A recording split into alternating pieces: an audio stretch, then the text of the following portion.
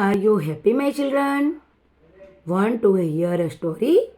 Today I am telling you the story of two wise goats.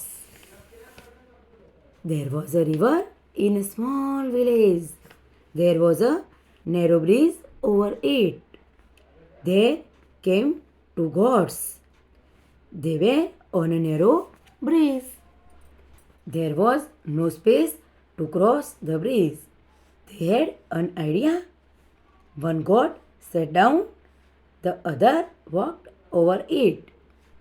Thus, they crossed the narrow bridge easily.